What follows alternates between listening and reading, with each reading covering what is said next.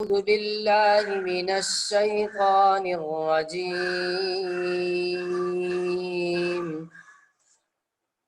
بسم الله الرحمن الرحيم.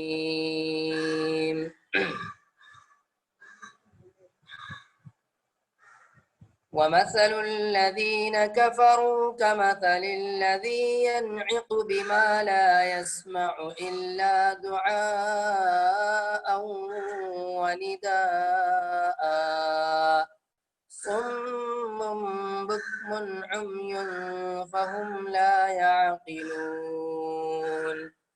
يا أيها الذين آمنوا كلوا من طيبات ما رزقناكم واشكروا لله إن كنتم إياه تعبدون.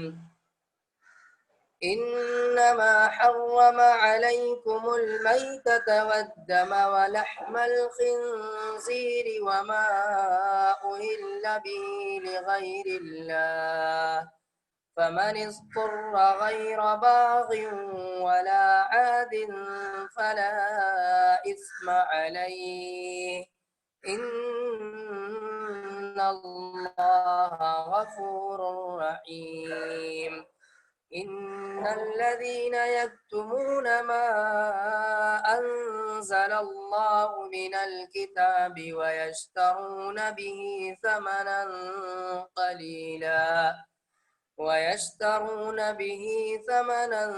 قليلا أولئك ما يأكلون في بطونهم إلا النار ولا يكلمهم الله يوم القيامة ولا يزكيهم ولهم عذاب أليم. أولئك الذين اشتروا الضلالة بالهدى والعذاب بالمغفرة فما أصبرهم على النار ذلك بأن الله نزل الكتاب بالحق وإن الذين اختلفوا في الكتاب لفي شقاق بعيد. جزاک اللہ خیر شیخ. شیخ 170 سے ہے آج 170 نہیں 170 ہو گیا تھا نا, یعنی کل 169 تک ہی آپ نے پرسوں پڑھا تھا جہاں تک میرے یاد ہے. نہیں 170 ہوا تھا. ہوا تھا کیا؟ ہوا تھا. عمران بھائی شروع کیجیے.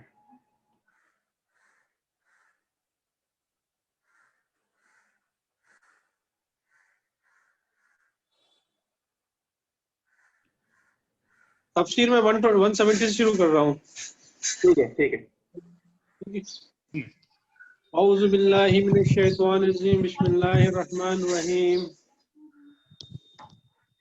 ان سے جب کہا جاتا ہے کہ اللہ نے جو احکام اتارے ہیں ان کی پیروی کرو تو جواب دیتے ہیں کہ ہم تو اسی طریقے کی پیروی کریں گے جس پر ہم نے اپنے باپ دادا کو پایا. اچھا اگر ان سے باپ دادا نے عقل سے کچھ بھی کام نہ کیا ہو اور سیدھا راستہ نہ پایا ہو تو کیا پھر بھی وہ انہی کی پیروی کیے چلے جائیں گے؟ یہ لوگ جنہوں نے خدا کے بتائے ہوئے طریقے پر چلنے سے انکار کر دیا ہے ان کی حالت بالکل ایسی ہے جیسے چرواہا جانوروں کو پکارتا ہے اور وہ ہانک پکار کی آواز کے سوا کچھ نہیں سنتے. یہ بہرے ہیں, گونگے ہیں, اندھے ہیں, اس لیے کوئی بات ان کی سمجھ نہیں آتی. یہ لوگوں جو ایمان لائے ہو اگر تم حقیقت میں اللہ ہی کی بندگی کرنے والے ہو تو جو پاک چیزیں ہم نے تمہیں دی ہیں انہیں بے جھجک کھاؤ اور اللہ کا شکر ادا کرو.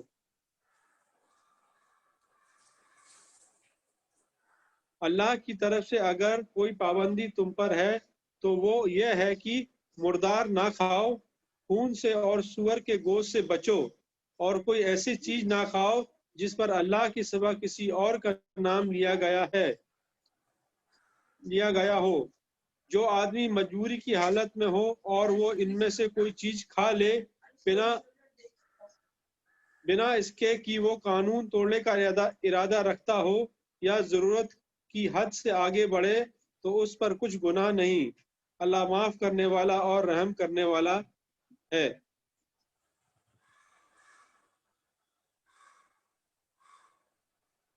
सच तो यह है कि जो लोग उन हुक्मों को छिपाते हैं जो अल्लाह ने अपनी किताब में उतारे हैं और थोड़े से दुनियावी फायदे पर उन्हें भेंट चढ़ा देते हैं, वो असल में अपने पेट आग से भर रहे हैं। क़यामत के दिन अल्लाह हरगिज उनसे बात न करेगा, न उन्हें पाकीज़ा ठहराएगा और उनके लिए दर्दनाक सजा है।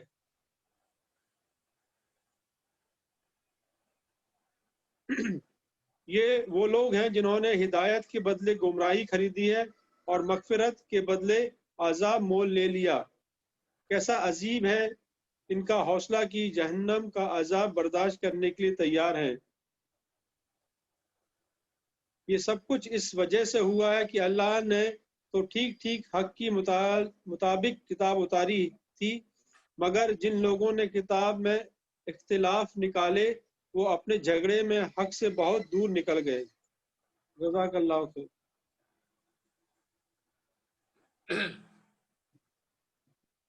बिस्मिल्लाहिर्रहमानिर्रहीम अल्हम्दुलिल्लाहि रब्बिल आलमीन वस्सलातु वस्सलामु अला खैरि खल्क़िहि मुहम्मद व अला आलिहि व सहबिहि अजमईन व मन तबिअहुम बि इहसान इला यौमिद्दीन अम्मा बाद।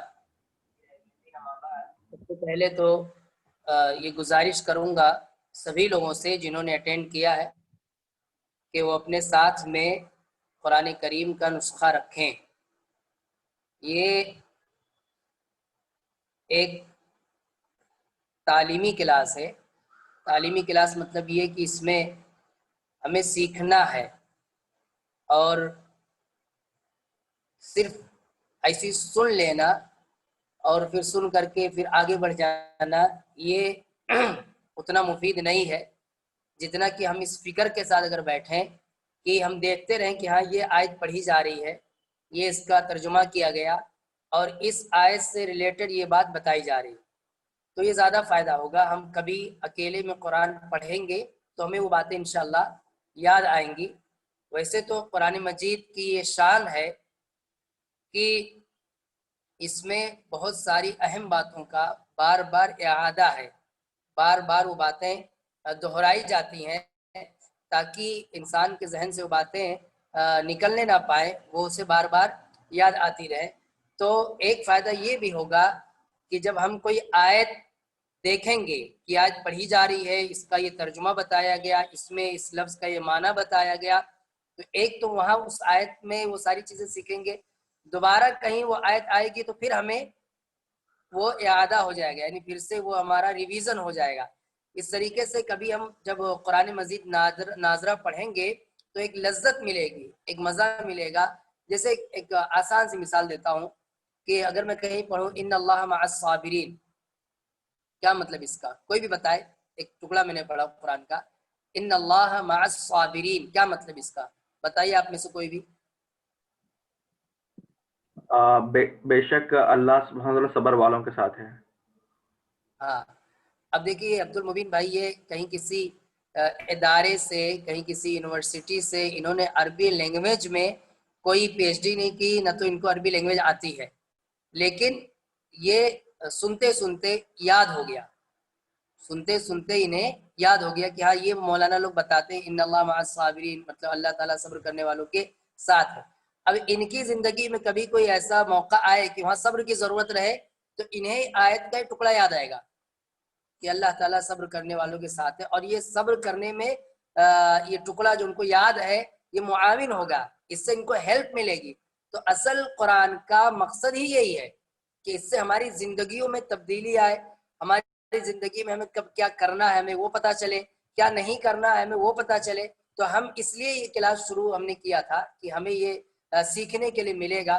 ठीक है, वो बार बार बातें आती हैं, मैं जिक्र करता हूँ तो काफ़ी कुछ याद भी रहता है, लेकिन इस फिक्र के साथ जब बैठेंगे तो इंशाअल्लाह और फ़ायदा होगा और इजाफा होगा हमारे इल्म के अंदर, और फिर हम तन्हाई में अकेले भी जब उन चीज़ों को पढ़ेंगे तो हमें वो चीज़ें याद आएंगी।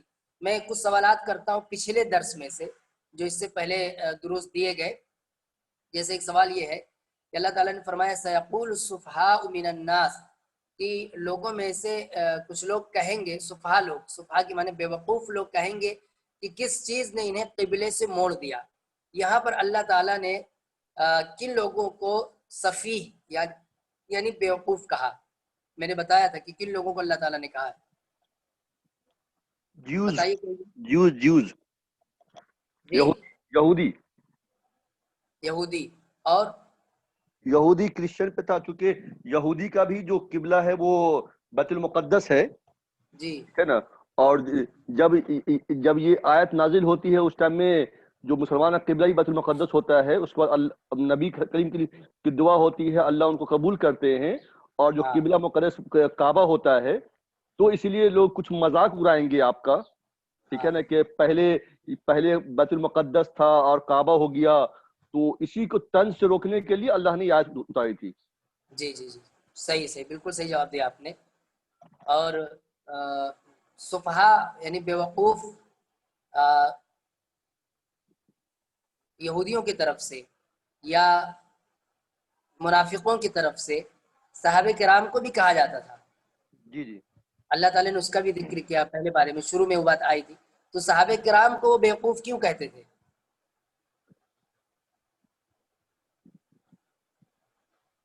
کیوں؟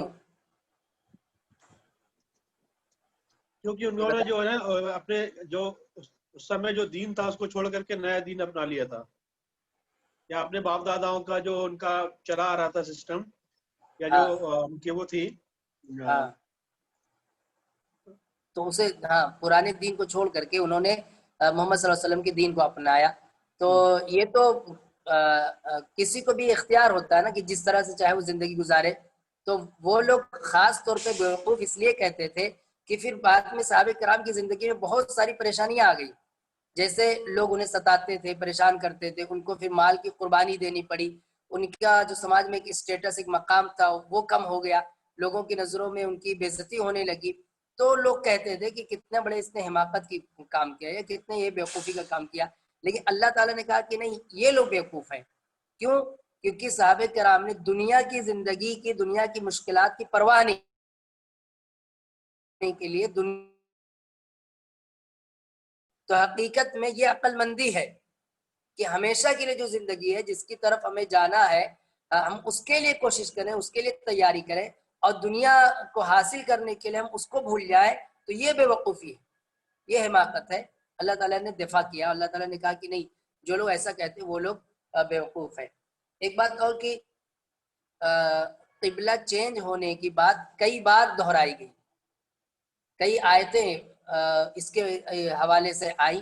تو کئی بار دہرانے کا ریزن کیا تھا؟ میں نے بتایا تھا کہ کئی بار اس بات کو اللہ تعالیٰ نے ریپیٹ کیوں کیا.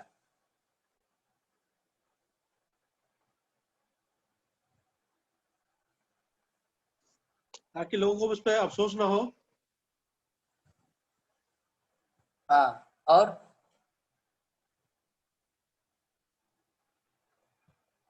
جی اور بھی کچھ بتایا تھا میں نے.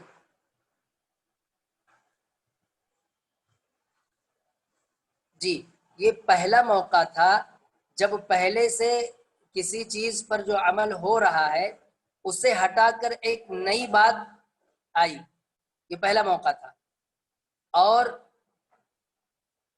چونکہ قبلہ چینج کرنے پر یہودی لوگ، منافقین لوگ شور کر رہے تھے، وہ لوگ اعتراضات کر رہے تھے، اس لیے اللہ تعالیٰ نے زور دے کر کے بار بار اس کو دہرایا تاکہ کسی طرح کا کوئی شک و شبہ کسی کے دل میں آ ہی نہ پائے، یعنی مومنوں کے دل میں کسی طرح کا کوئی ذرہ برابر شبہ نہ رہ جائے. اس لیے اللہ تعالیٰ نے بار بار اس بات کو ذکر کیا.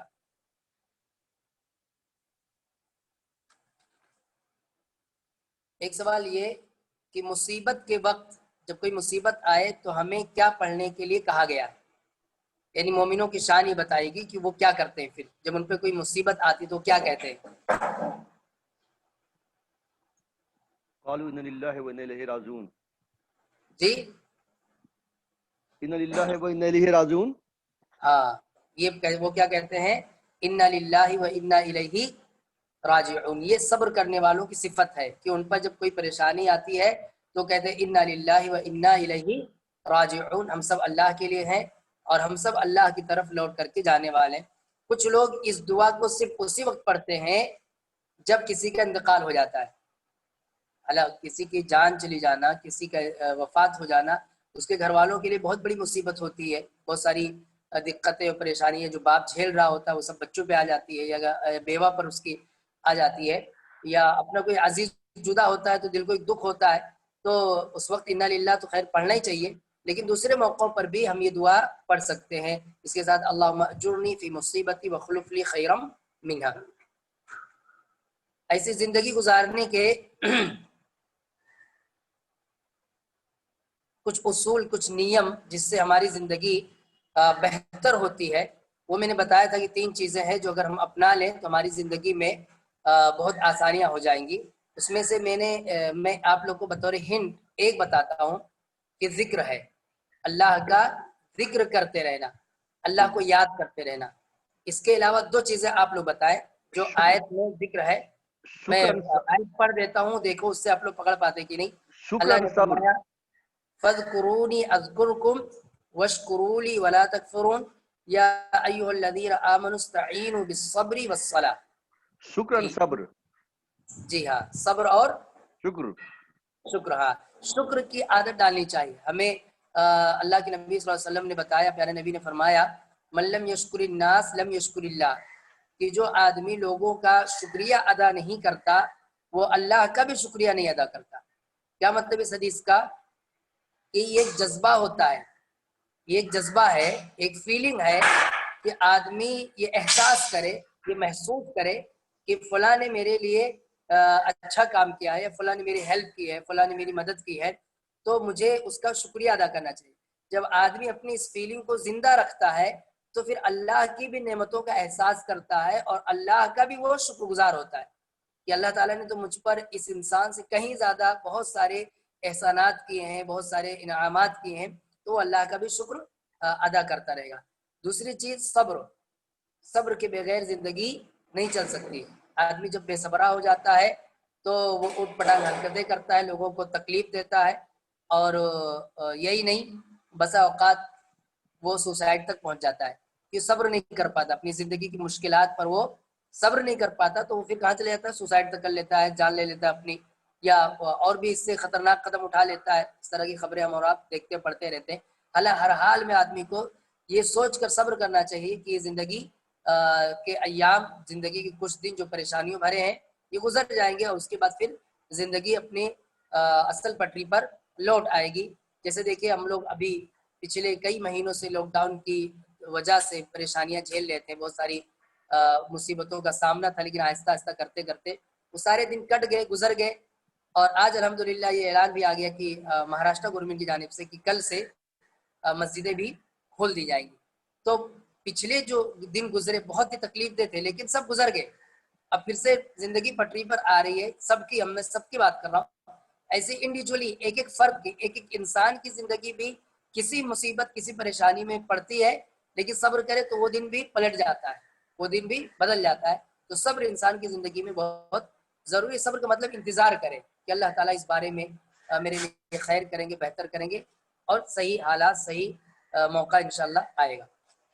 اگلا سوال یہ ہے کہ ذکر کا فائدہ کیا ہے؟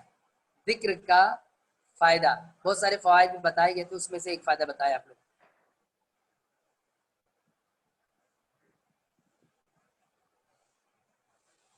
جی بتائے کوئی۔ ذکر، اللہ کو یاد کرنے کا فائدہ کیا ہے؟ ہلو، اللہ کو یاد کرنے کے تو بہت سارے فائدے ہیں۔ انسان کی جو ہے دل کو تھوڑا تسلی ملتی ہے، اس کو سکون ملتا ہے، جی، اور اس کا جو مصیبت پریشانیاں میں ہے اللہ تعالیٰ کو اس سے مطلب ہمت دیتا ہے بیسیکلی۔ جی، یہ اللہ کو یاد کرنے کا فائدہ ہے جو اللہ نے فرمایا الا بذکر اللہ تطمئن القلوب، کہ دلوں کو اطمینان ملتا ہے اللہ کے یاد سے۔ ہم اور آپ اللہ کو یاد کرتے رہتے ہیں تو ہمارے دل کو اطمینان ملتا ہے، سکون ملتا ہے، چھوٹی سی بات بتاؤں گا کہ ہماری آنکھوں کو اللہ نے بنایا، ہاتھوں کو اللہ نے بنایا، ہمارے پورے وجود کو اللہ نے بنایا، ہمارے دل کو بھی اللہ نے بنایا. تو اس کو سکون، ایکچوئل سکون، حقیقی سکون کیسے ملتا ہے؟ اللہ کو یاد کرنے سے. وہ اس کی غذا ہے، اس کے بغیر اس کو سکون نہیں ملے گا. اللہ کو یاد کرتے رہیں گے تو سکون ملے گا اسے. اس کے علاوہ اگر آدمی کہیں اور سکون ڈھونڈتا ہے، میوزک میں سکون ڈھونڈتا ہے، اسموکنگ میں سکون ڈھونڈتا ہے، شراب پینے میں سکون ڈھونڈتا ہے، تو وہ اپنے آپ کو ایک غلط راہ پہ لے جا رہا ہے. کیونکہ بنانے والے نے، دل کو کس نے بنایا؟ اللہ نے بنایا. وہ بتا رہا کہ اس کو سکون یہاں سے ملے گا، اور شیطان تمہیں بتا رہا کہ سکون یہاں سے ملے گا. تو سرے سے غلط وے پہ چلا گیا آدمی. کیونکہ بنانے والا بہتر جانتا ہے، وہ بھی اللہ جس نے بنایا ہے وہ بہتر جانتا ہے نا کہ سکون کہاں سے ملے گا. اس نے نبی بھیجا، بتایا کہ اس کو دل کو سکون یہاں سے ملے گا. اور آدمی سکون کسی اور، بہت سے لوگ میوزک سننے کے جواز کے بتاتے ہیں کہ ہم اس لیے میوزک سنتے ہیں کہ اس سے تھوڑا سا ریلیکس ہوتا ہے. یہ جھوٹ بات ہے، سراسر جھوٹ بات ہے. اس سے آپ کے دل کو ریلیکس نہیں ہوتا ہے، اس سے آپ کی خواہش جو ہے اس کی تسکین ہوتی ہے. یعنی شیطان جو چاہتا ہے کہ انسان کو ایک برائی میں لت پت رکھے، اس کا مزہ ملتا ہے، گناہ کا مزہ، گناہ کی لذت ملتی ہے. وہ حقیقی طور پر جیسے آپ احساس کریں گے کہ مجھے مرنے کے بعد اس کا حساب دینا ہے، مرنے کے بعد مجھے اس پر سزا ہوگی، تو آپ کا دل بے چین ہو جائے گا. وہ سننے کے بعد آپ کو سکون نہیں مل سکتا. لہذا یہ بات نوجوانوں کو خاص طور پہ بتانا چاہیے کہ دل کا حقیقی سکون یہ اللہ کے ذکر میں ہے. ہم سب کو بھی یاد رکھنا چاہیے تاکہ ہمیں ہمارے دلوں کو صحیح طور پر اطمینان مل سکے. اچھا، ایک لفظ کئی مرتبہ آ چکا ہے، تواب. اس کے کیا مطلب ہے؟ توبہ قبول کرنے والا. جی، توبہ قبول کرنے والا. توبہ قبول کرنے والا. اور اگر یہ لفظ بندوں کے لیے آئے تو؟ بندوں کے لیے، یعنی میرے لیے آیا، آپ کے لیے آیا، ہم لوگوں کے لیے یہ لفظ آئے تواب. تو ہم توبہ کرنا چاہیے. دیکھیے یہ لفظ دونوں کے لیے آیا، اللہ کے لیے بھی آیا ہے التواب، جس کے معنی ہوتے ہیں کثرت سے. کثرت سے، یہ لفظ مت بھولیے، کثرت سے توبہ قبول کرنے والا. صرف توبہ قبول کرنے والے کا لفظ یہ معنی نہیں ہے. تواب کا مطلب ہوتا ہے کثرت سے توبہ قبول کرنے والا. یعنی بندے نے گناہ کیا، توبہ کیا، اللہ نے قبول کر لیا. پھر بندے نے گناہ کیا، اللہ سے توبہ کیا، اللہ نے قبول کر لیا. پھر بندے سے گناہ ہو گیا، پھر اس نے توبہ کیا، اللہ نے توبہ قبول کر لیا. کیونکہ وہ تواب ہے، کثرت سے توبہ قبول کرتا ہے، سارے لوگوں کی توبہ قبول کرتا ہے، بار بار توبہ قبول کرتا ہے، ہر طرح کے گناہوں سے توبہ کو قبول کرتا ہے. اس لیے وہ کیا ہے؟ تواب. اور بندہ تواب کس طرح سے ہے کہ بندہ حقیقت میں تواب وہ ہوتا ہے جو چھوٹی چھوٹی خطائیں، چھوٹی چھوٹی لغزشیں، اس پر بھی اللہ سے توبہ کرتے رہتا ہے، اس پر بھی اللہ سے معافی مانگتے رہتا ہے، اس پر بھی استغفار کرتے رہتا ہے. تو یہ اس لفظ کا معنی ہے. ایسے ہی اللہ تعالیٰ نے کئی چیزوں کا ذکر کیا کہ نشانیاں ہیں آسمان کے پیدا کرنے میں، زمین کے پیدا کرنے میں، رات اور دن کے الٹنے پلٹنے میں، سمندر میں کشتی کے چلانے میں. اس میں نشانیاں ہیں کن لوگوں کے لیے؟ جو لوگ عقل رکھتے ہیں. تو کس طرح کی نشانی ہے؟ مطلب اس میں اللہ تعالیٰ نے ہمیں کیا سمجھایا ہے، ہمیں سمجھنا کیا ہے؟ یہ میں نے پچھلے درس میں تھوڑا زیادہ وقت لے کے ایکسپلین کیا تھا، تو کوئی تھوڑا سا مجھے بتائے. تاکہ اللہ تعالیٰ کی نشانیوں کے بارے میں اگر چرچا کرے تو اللہ تعالیٰ کے اوپر ہونے کا یقین اللہ تعالیٰ ہے بول کے معلومات اور بڑھ جاتی ہیں. جی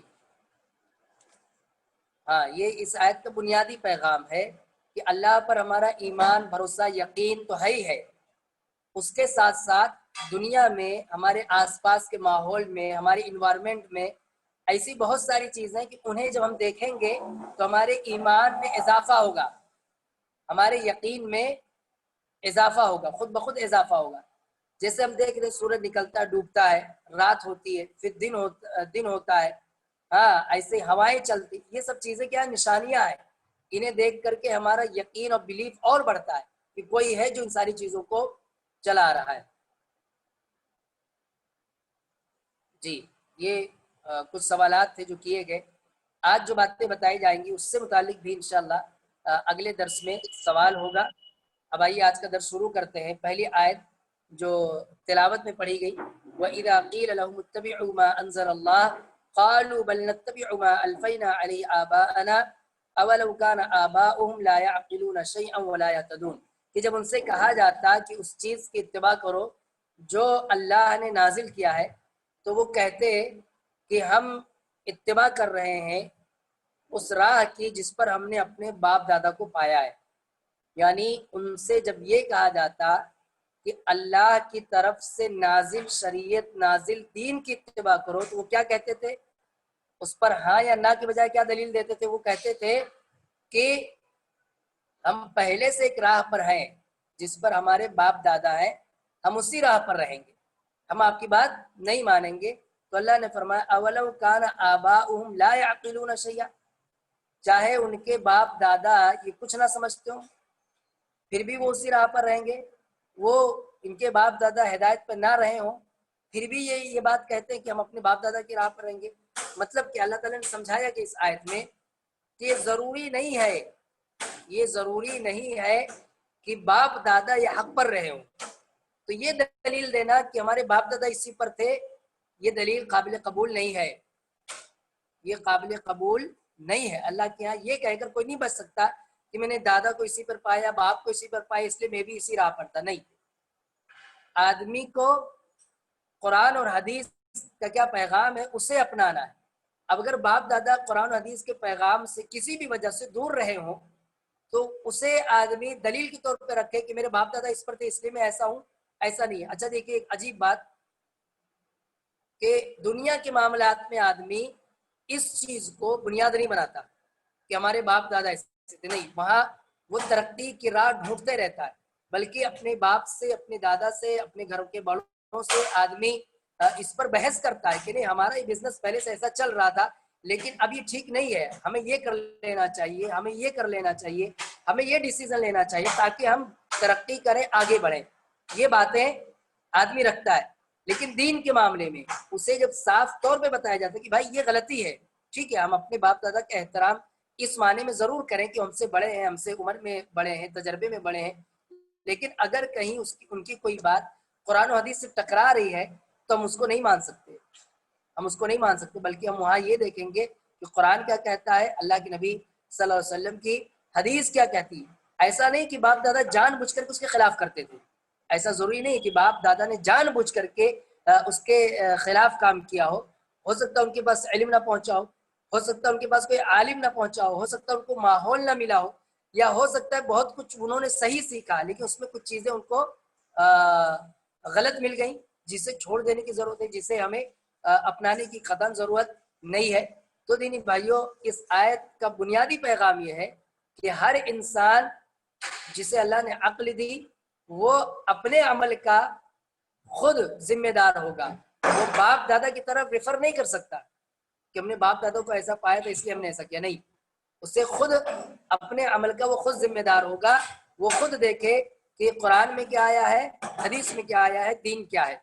آگے اللہ تعالیٰ نے فرمایا وَمَثَلُ الَّذِينَ كَفَرُوا كَمَثَلِ الَّذِي يَنْعِقُ بِمَا لَا يَسْمَعُ إِلَّا دُعَاءً وَنِدَاءً، کہ کافروں کی مثال ایسا ہی ہے جیسے ایک شخص جو ہے وہ اپنے جانوروں کو پکارتا ہے، اپنے جانوروں کو آواز دیتا ہے جو نہ تو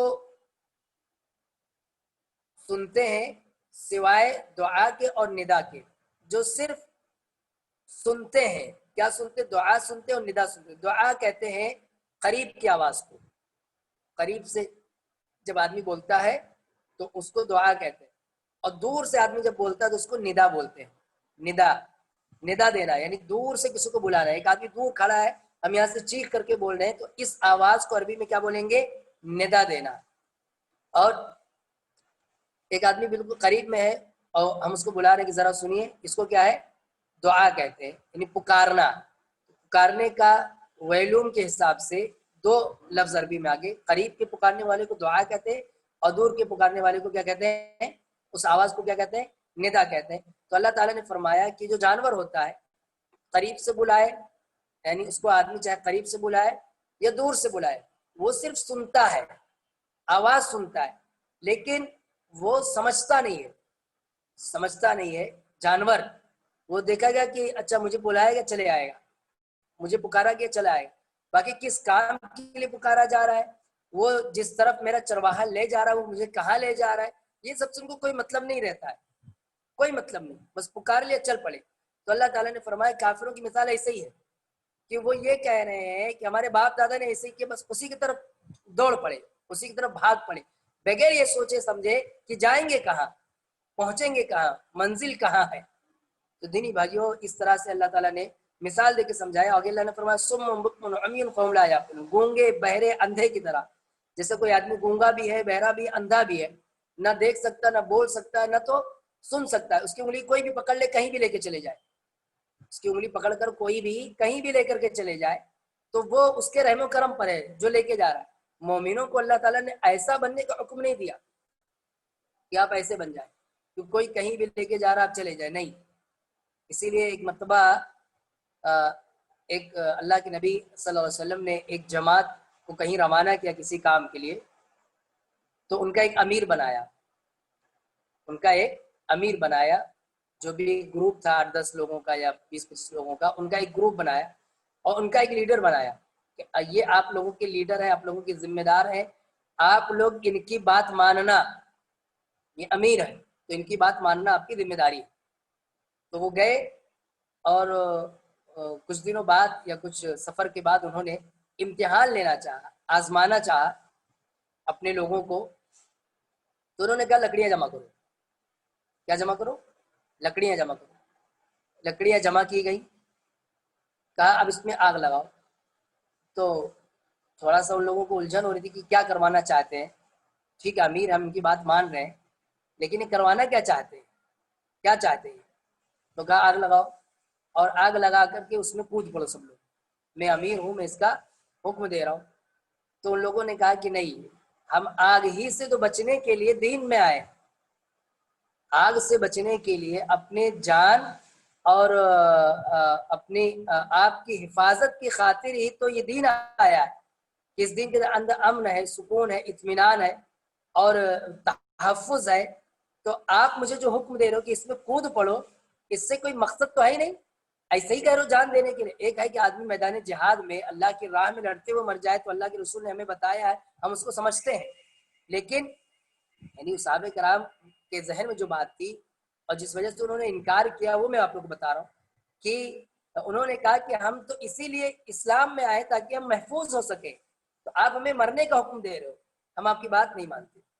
تو وہ بڑے خوش ہوئے کہ اندھے بہرے کی طرح سے نہیں پیروی ہو رہی بلکہ سمجھ کر کے پیروی ہو رہی، سمجھا جا رہا ہے کہ ہمیں کس بات کا حکم دے رہے اور اس کا فائدہ کیا ہوگا، اس کا نقصان کیا ہوگا، یہ ساری چیزیں سمجھ گئی۔ اسی لیے اللہ تعالیٰ نے فرمایا کہ یہ دین جو ہے دین بصیرت ہے، یعنی بصیرت کے ساتھ آدمی سمجھ کر کے اس پر عمل کرتا ہے، ایسے گونگے بہرے اندھے کی طرح سے نہیں عمل کرتا ہے۔ یہ ایک پورا اللہ کی طرف سے ایک نازل ایک سسٹم، ایک نظام ہے، آدمی اچھی طرح سے اس کو سمجھتا ہے اور پھر اس پر عمل کرتا ہے۔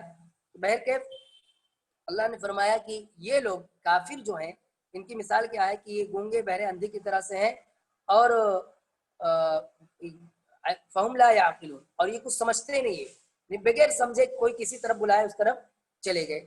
آگے اللہ تعالیٰ نے فرمایا یا ایھا الذین آمنوا کلوا من طیبات ما رزقناکم، کہ اے ایمان والو کھاؤ اس میں سے جو ہم نے تمہیں روزی دی ہے، پاکیزہ روزی میں سے کھاؤ۔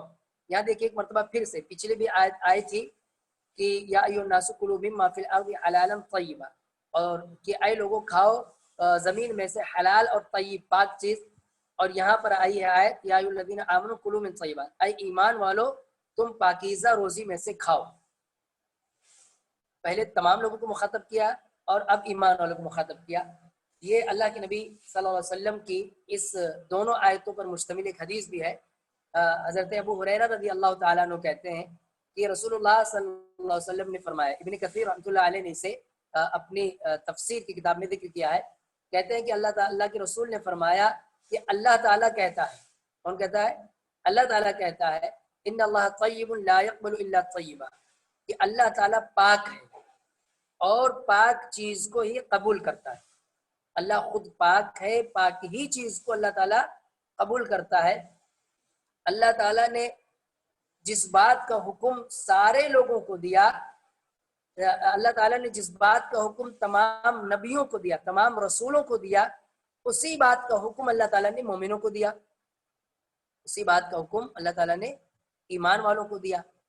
اب وہ چیز کیا ہے اللہ کے نبی ابھی آگے بتائیں گے، لیکن تمہید دیکھیے، ابتدا آغاز دیکھیے کیا بتا رہے ہیں۔ اللہ کے رسول کہہ رہے ہیں کہ اللہ تعالیٰ نے جس بات کا حکم سارے رسولوں کو دیا، اسی بات کا حکم تمام مومنوں کو دیا۔ اب اس سے آدمی کا شوق بڑھتا ہے کہ کون سی بات تھی جو اللہ تعالیٰ نے تمام رسولوں کو دی، کس بات کا حکم تمام رسولوں کو دیا جو پھر ایمان والوں کو بھی دیا۔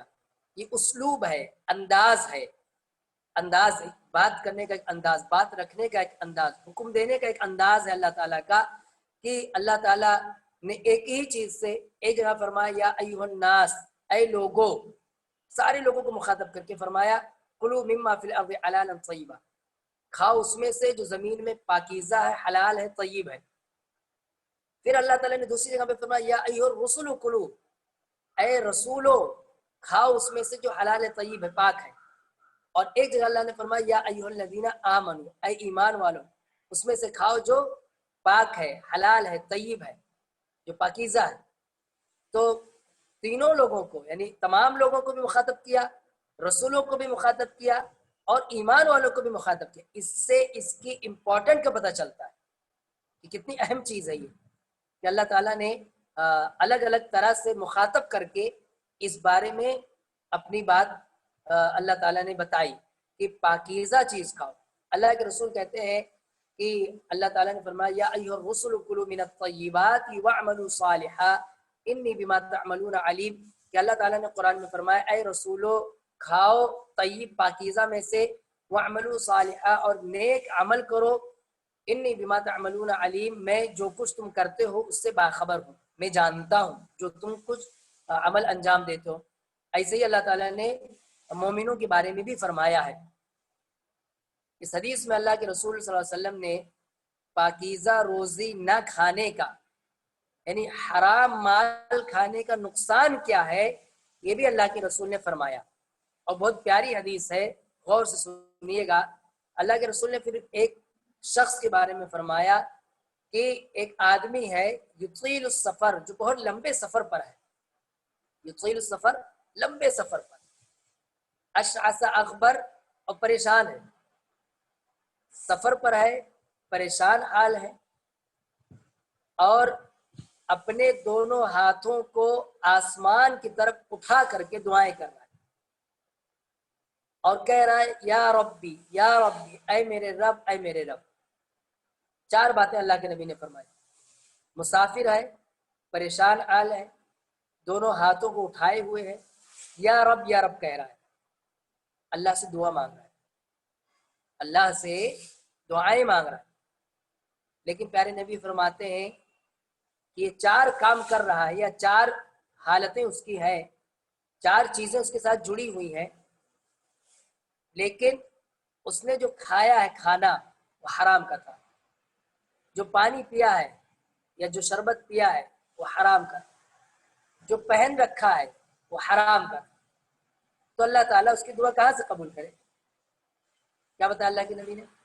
جس کا کھانا پینا اوڑھنا بچھونا یہ سب حرام مال سے ہو تو اللہ تعالیٰ اس کی دعا قبول نہیں کرتا۔ حالانکہ دیکھیے اب وہ چاروں چیزوں کی امپورٹنٹ بتاتا ہوں، وہ چاروں چیزیں کتنی اہم ہیں میں آپ کو وہ بتاتا ہوں۔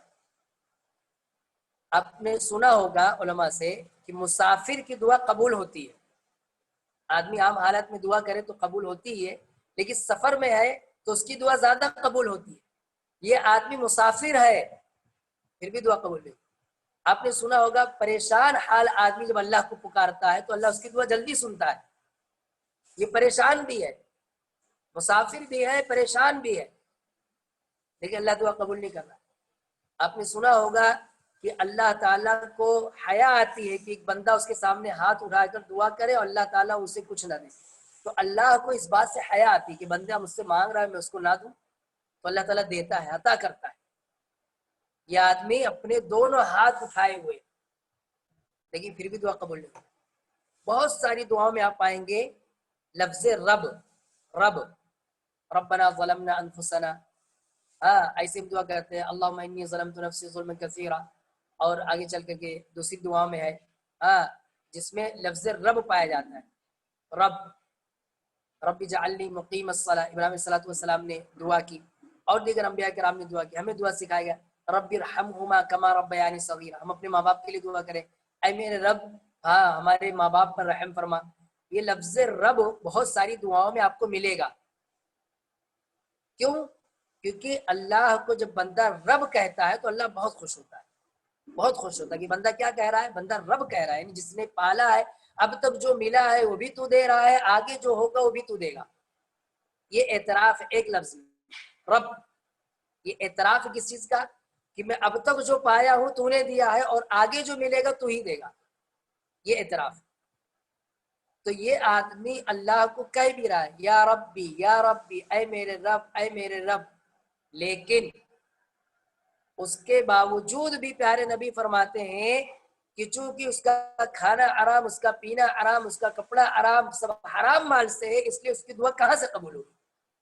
दीनी भाई इससे क्या पता चला कि हमें और आपको इस मामले में कि हमारा रिज्क हलाल हो बहुत फिक्रमंद होना चाहिए, बहुत फिक्रमंद होना चाहिए। दुआएं कबूल नहीं होती। एक आदमी का अपने से किसी बड़े से कनेक्शन टूट जाए, उसका बॉस उससे नाराज हो जाए, जहां वो जॉब कर रहा है, जहां वो काम कर रहा है, उसका मालिक उससे नाराज हो जाए, उसके अपने बड़े उससे नाराज हो जाए तो आदमी बेचैन होता है, बेचैन हो जाता है, उलझन में आ जाता है। यहाँ रब से जो हर चीज देने वाला है उससे उसका ताल्लुक खत्म हो रहा है, टूट रहा है, और बंदा फिक्र ना करे, बंदा फिक्र ना करे कि मेरे साथ क्या हो रहा है। बहुत बहुत बड़े धोखे में इंसान पड़ा हुआ है। लिहाजा आदमी को कम कमाए, थोड़ा कमाए, हलाल कमाए, और ये भी याद रखें कि ऐसा नहीं कि हराम तरीके से आदमी ज्यादा कमा लेता, नहीं, ये तो बिल्कुल फौरन इसको कहीं सुने फौरन उसकी मजम्मत करें कि भाई मिलता उतना ही है जितना रिस्क मुकद्दर में है, उतना ही मिलता है, उससे ज्यादा नहीं मिलता है। बस फर्क क्या है, एक आदमी हलाल तरीके से हासिल करता है, दूसरा आदमी हराम तरीके से हासिल करता है। बस 1 रुपया ज्यादा नहीं मिलने वाला, 1 रुपया ज्यादा नहीं मिलने वाला आदमी को, उतना ही मिलेगा जितना उसके मुकद्दर में है। लेकिन आदमी हराम तरीके से जाकर के इसको कमाता है और अपनी दुनिया और आखिरत दोनों तबाह करता है। अल्लाह ने फरमाया या अय्युहल्लज़ीना आमनू कुलू मिन तय्यिबात, कि ईमान वालो तय्यिबात में से खाओ जो हमने तुम्हें दिया है, वश्कुरू लिल्लाह, और अल्लाह का शुक्र अदा करो। इससे एक बात और पता चले कि रोजी हलाल की रहेगी तो आप शुक्र अदा कर पाएंगे, रोजी हलाल की रहेगी तो आप अच्छे और नेक अमल कर पाएंगे, नहीं तो नहीं। हराम माल हराम नतीजा देता है। यहाँ कोई सवाल कर सकता है कि मौलवी साहब अब तक मेरी जिंदगी गुजरी में हराम माल कमाता था, तो अब मैं क्या करूं। जाहिर सी बात है, सवाल तो उठ सकता है, अब मैं क्या करूं। तो दीदी भाइयों, इस हदीस में ये बताया गया है कि दुआ कबूल नहीं होती, तौबा कबूल नहीं होती, ऐसा नहीं कहा गया तौबा करें आप, बल्कि तौबा आपके पिछले गुनाह भी माफ कर देगा। तौबा करेंगे तो अल्लाह ताला पिछले जो गुनाह हुए हैं सबको माफ कर देगा, नई जिंदगी का आगाज करें। तौबा कर ले अल्लाह से, रोए गिड़गिड़ाए, माफ करने वाला अल्लाह ताला। लेकिन अगर इसी में लथपथ रहेंगे तो बहुत सारी दुआएं अल्लाह ताला कबूल नहीं करेगा। तो दीनी भाइयों, अपने आप की हमें इस्लाह करनी चाहिए। अल्लाह ताला हम सबको इसकी तौफीक अता फरमाए। अल्लाह ने फरमाया वश्कुरु लिल्लाह, अल्लाह का शुक्र अदा करो, इन कुंतुम इय्याहु तअबुदून, अगर तुम हकीकत में अल्लाह की इबादत करते हो। अगली आयत में अल्लाह ताला ने कुछ हराम चीजों का जिक्र किया है। अल्लाह ने फरमाया इन्नमा हर्रमा अलैकुमुल मैतता वद्दम व लहमुल खिंजीर, कि अल्लाह ने हराम कर दिया तुम पर मैता, मैता के माने मुर्दार, मुर्दार तुम पर हलाल कर दिया। मुर्दा जो मर चुका है, यानी हलाल जानवरों में से जिसका खाना जायज था, अगर वो जानवर तुम ज़बा नहीं कर पाए, उससे पहले वो मर गया तो उसका खाना हराम। बकरा है हमारी आंखों के सामने मर गया, अब उसका गोश्त नहीं खा सकते। हाँ, उसका चमड़ा निकाल करके उसको दबागत दे करके, एक प्रोसीजर होता है, वो करने के बाद उसको यूज में ला सकते, लेकिन उसका गोश्त नहीं खा सकते। बकरा मर गया, मुर्गी मर गई, मुर्गा मर गया, जो चीजें भी हम खाते हैं हलाल करके, उसको ज़बा करके, वो मर गया तो अब उसको नहीं खा सकते। उसके अलावा जो जानवर हराम है उसको तो वैसे भी नहीं खा सकते, उसको ज़बा करके भी नहीं खा सकते। कुत्ता हराम है, गधा हराम है, शेर हराम है, जितने दरिंदे हैं वो सब हराम है।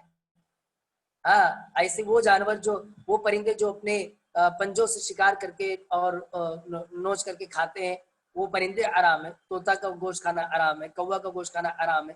اب اس کو کوئی پکڑ کر سوچے بسم اللہ اللہ اکبر بول کے کہ ہم ذبح کر کے کھائیں گے تو بھی حرام ہے, وہ پہلے سے حرام ہے.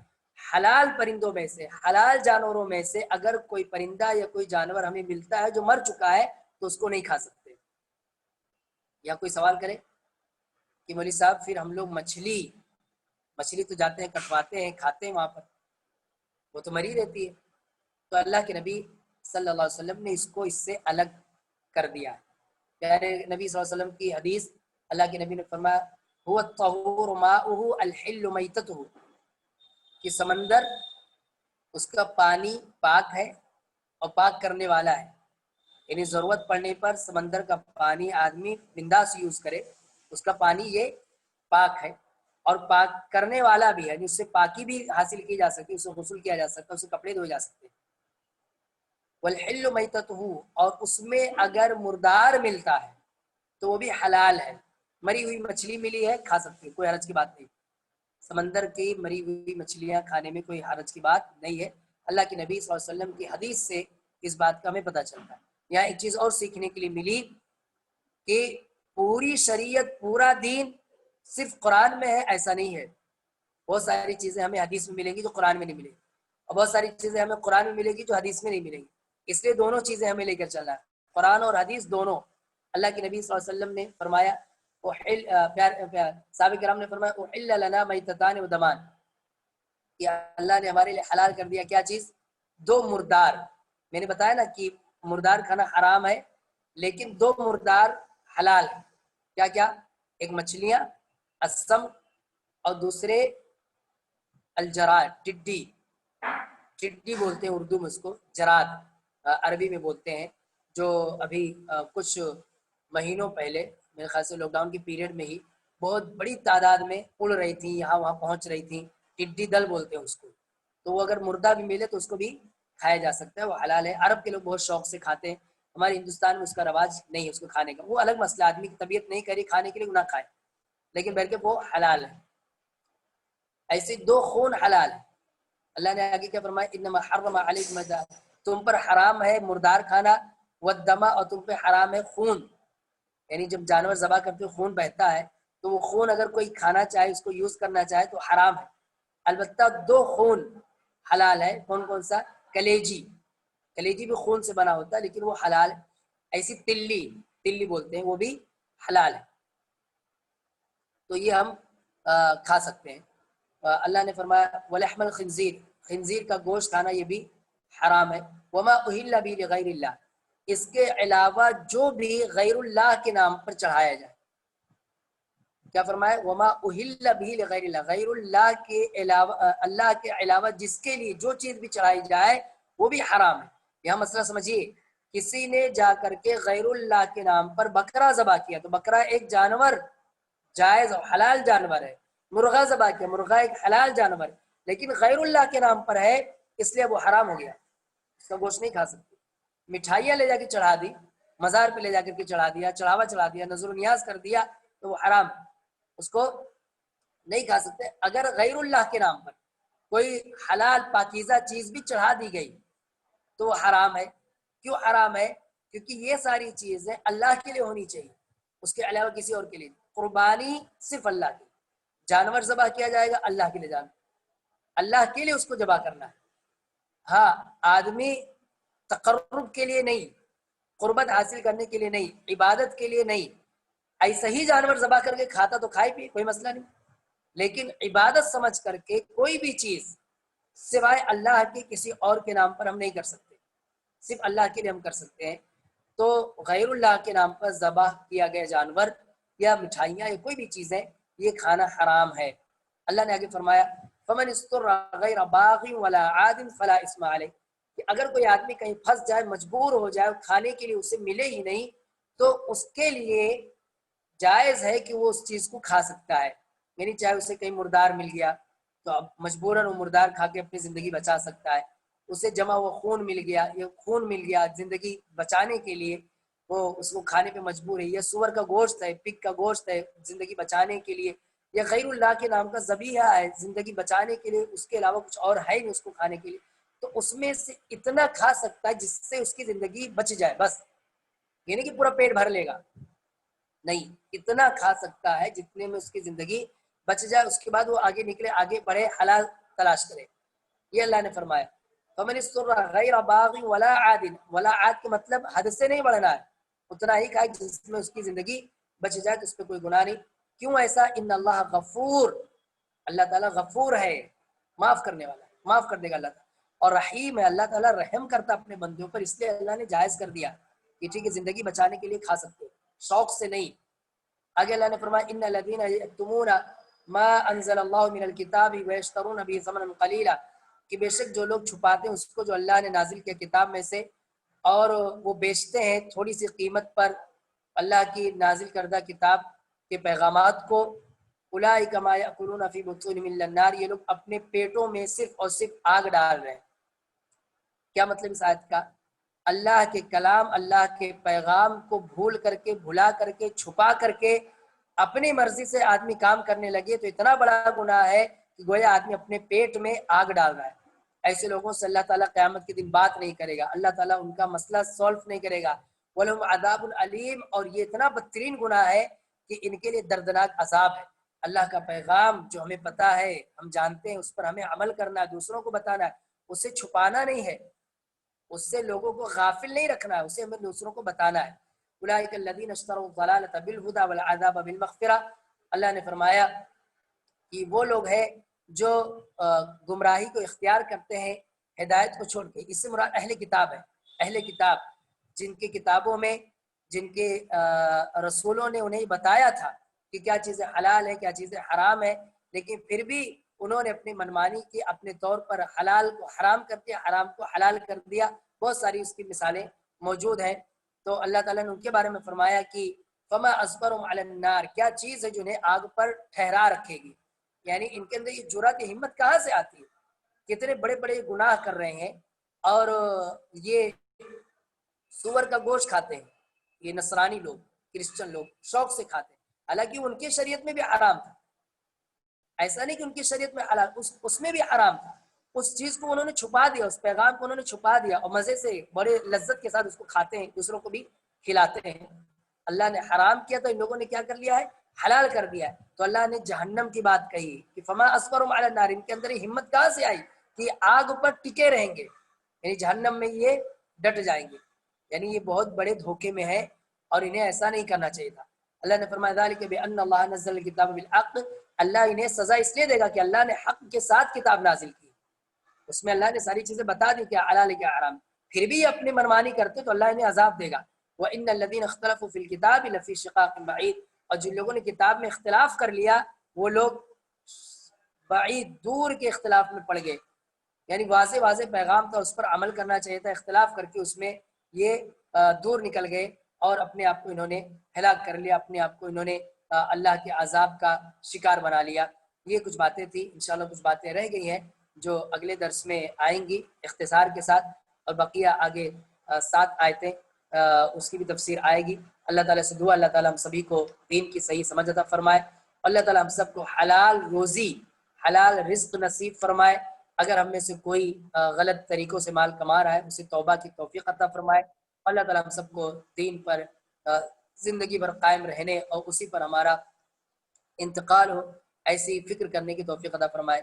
آمین تقبل یا رب العالمین، وآخر دعوانا الحمدللہ رب العالمین، السلام علیکم ورحمۃ اللہ وبرکاتہ۔